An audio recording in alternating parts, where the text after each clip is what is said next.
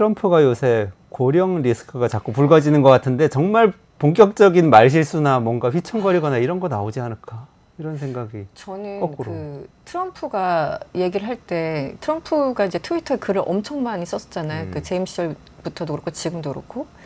그런데 미국 그 현지 사람들도 도대체 이 사람이 무슨 얘기하는 건지, 왜냐면 대소문자 일부러 막 이렇게 섞어 쓰고 소문자를 써야 되는 대문자를 쓴다던가 맞아요. 문장 제대로 끝 안 낸다던가. 그런데 그게 이제 입으로도 구현되고 있는 거예요. 그래서 어떤 장면을 제가 잠깐 봤는데 뭐 제가 잘 못 알아듣긴 하지만 유독 못 알아듣겠는 거예요.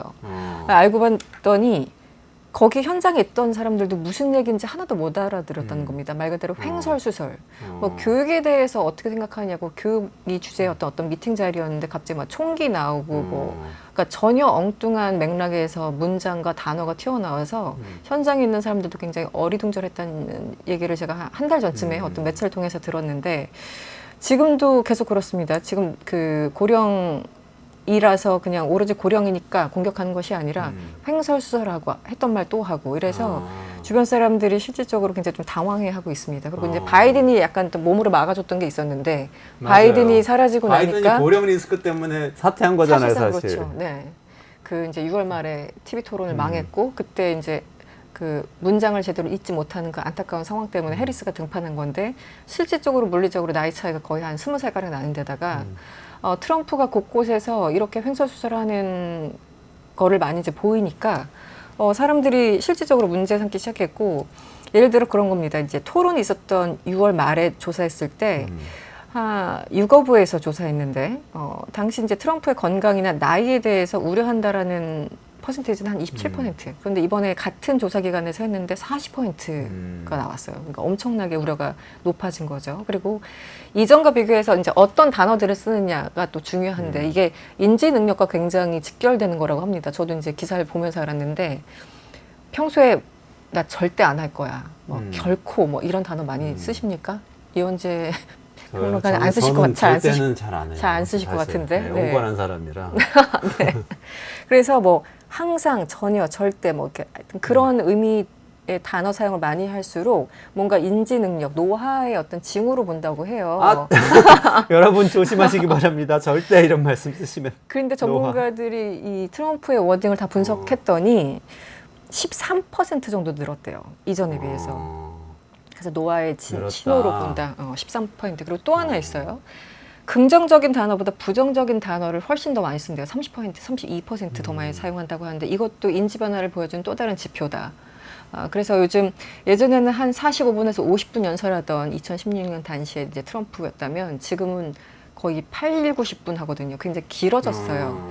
이게 뭐 이분이 에너지가 더 넘친다라고 좋게 해석할 수 있지만 했던 얘기 또 하고 뭔가 이렇게 메시지가 전달이 안 되니까 짧게 끝내던 연설을 지금 한 2배 정도 늘려서 한다는 거예요. 그래서 이제 왜 늘어났을까 하다가 이제 이 분석을 하기 시작했더니 이런 결과가 나왔다는 일부 보도 내용이었습니다. 그래서 그 얘기 저도 전에 어디서 들은 적이 있는데요. 진짜 노화되면은 했던 이야기를 자꾸 하게 되는 게 그게 뭐 사람이 이상해져서 그런 게 아니고요. 네.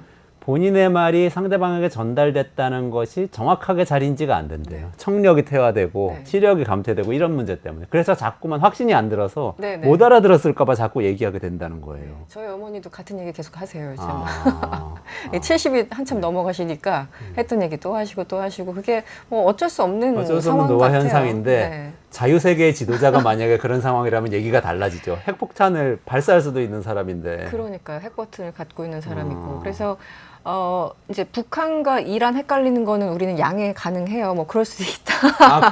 그 영상 봤어요, 저. 갑자기 트럼프가 이러는 거예요. 무슨 연설 자리였나? 토론 자리였나? 북한의 대통령이 나를 죽이려고 하고 있습니다. 그런데 북한 일단 대통령도 없고 죽이려고 한다는 것도 얼마 전까지 김정은 자기 친구라고 그랬는데. 그래서 이란하고 헷갈린 것 같다고. 이란이다. 근데 사실은 이제 제가 아무리 이제 좀 긍정적으로 그 해석을 하려고, 우호적으로 해석을 하려고 해도 김정은은 만났잖아요. 그러니까 뭐 다른 나라랑 헷갈렸으면은 그래도 조금 그랬을 텐데 하필이면 또 북한이란 단어가 나오면서 이란, 이라크 정도는 헷갈릴 수도 있다고 쳐. 중동의 다른 나라를 언급했으면은, 그래서 뭐 어쨌든 나라까지는 이제 뭐 워낙 그 많은 나라를 상대하는 미국의 대통령이다 보니 그렇다 치더라도 어떤 단어를 언급한다던가 한참 전에 돌아가신 분 대해서 언급한다던가, 그러니까 아직 살아있는 것처럼 착각해서 뭐 이런 것들이 이렇게 한두 그런 번이 게 아니라 있었어요? 자주 노출돼서 그래서 좀 실제 우려하고 있죠.